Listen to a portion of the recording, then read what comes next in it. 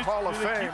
Dave Rose, Lacey Kramer, Blizzard, Jennifer Hansen, Matt Payne, Foodie Tavana, and Brian Billick are newcomers to a very special club, and we congratulate them. Billick was among the pioneers at tight end between 1974 and 1976 when Lavell Edwards introduced the forward pass to college football. As a head coach, he won the Super Bowl with the Baltimore Ravens. A pleasure to have him here in Provo and on game day with the Rock behind you. I know, there's a lot going on here. This is great. This is fabulous. How does it feel to be in the Hall of Fame?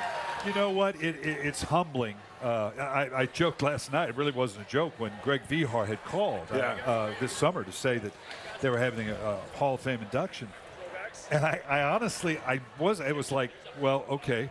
So you're inducting somebody into what you want me to introduce them, or what exactly is it you need here? I didn't process that they were going to induct me into the Hall. It's a great honor, and to be there last night with the other inductees and to hear the stories, and it's just didn't realize that this is the 47th year that they've been doing this. So it was just a great evening.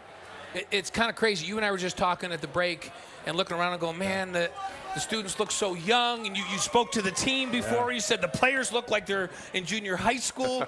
It's been 50 years since you transferred here. 43 for me from when I came on campus.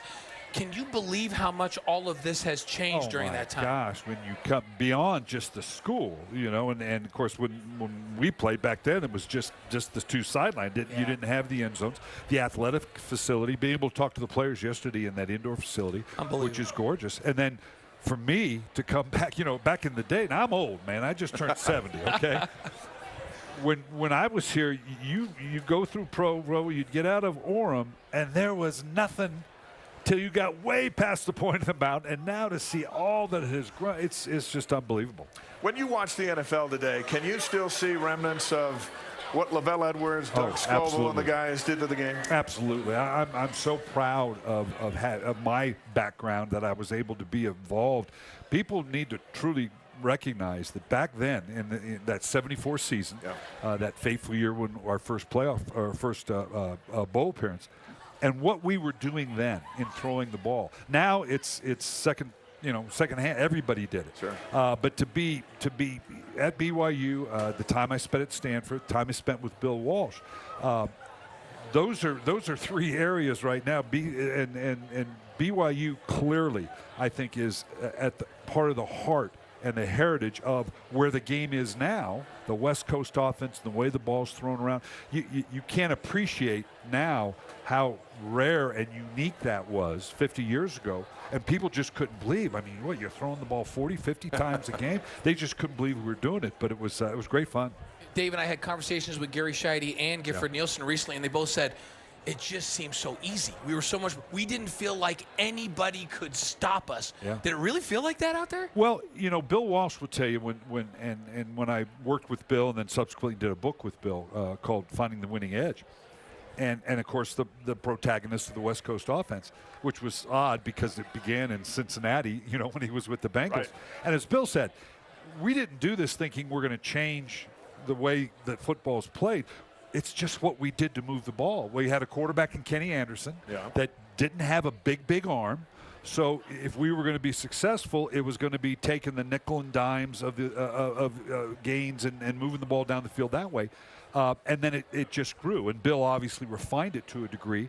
And not only that, but the way that you practice. Bill was a visionary in that way. And that we were practicing back then in the late 70s and 80s when I was with the 49ers and Bill Walsh, the way the entire league is practicing right now. So everything about it, and BYU is very much ensconced in the history of where football is now in terms of the passing game and all the great things that go with it. And you know, this offense has its roots. Aaron Roderick has its roots in the same offense that you and I ran when we were here.